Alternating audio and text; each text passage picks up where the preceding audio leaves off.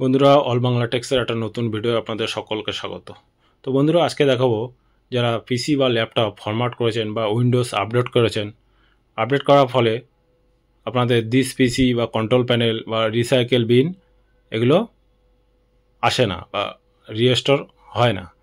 তো বন্ধুরা দেখুন এখানে আমার ল্যাপটপে এখানে দেখুন এগুলো নেই, তো আমি এটাই রিস্টোর করব। কিভাবে এই আইকনগুলো রিস্টোর করতে হয় স্টেপ বাই স্টেপ এই ভিডিওর মাধ্যমে দেখানোর চেষ্টা করব। তো ভিডিওটা স্কিপ না করে লাস্ট পর্যন্ত কন্টিনিউ করবেন, আর এরকম ভিডিও নোটিফিকেশন পেতে চ্যানেলটি সাবস্ক্রাইব করে রাখবেন। তো প্রথমে আপনাকে মাউসের রাইট ক্লিক করে নিচে পার্সোনালাইজে ক্লিক করতে হবে। পার্সোনালাইজে ক্লিক করলে তার পরবর্তী অপশানে দেখুন এখানে অনেক কিছু অপশান আছে, এখান থেকে থিমে ক্লিক করবেন।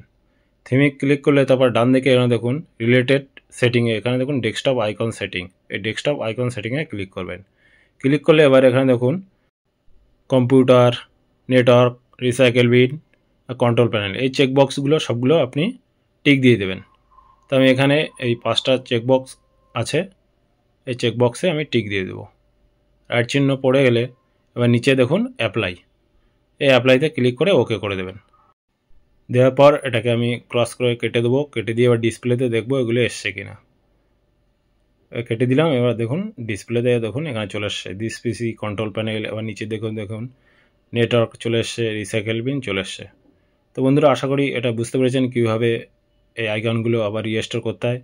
আর ভিডিওটা ভালো লাগলে প্লিজ লাইক আর শেয়ার করবেন, আর চ্যানেলে নতুন কোনো বন্ধু হয়ে থাকলে প্লিজ চ্যানেলটিকে সাবস্ক্রাইব করে রাখবেন, আর ফেসবুক থেকে দেখলে পেজটিকে ফলো করে রাখবেন।